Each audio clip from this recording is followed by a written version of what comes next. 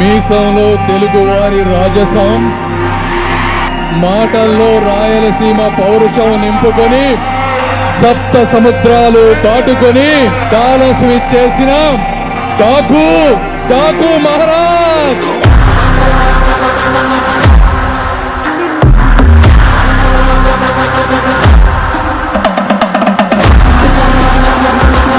అభిమానులు పెరిగే కొద్దీ అందం పెంచుకుంటూ, ఏజ్ పెరిగే కొద్దీ రేంజ్ పెంచుకుంటూ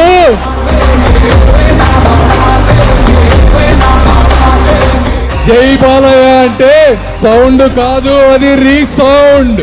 पहचाना मुझे, डाकू डाकू महाराज.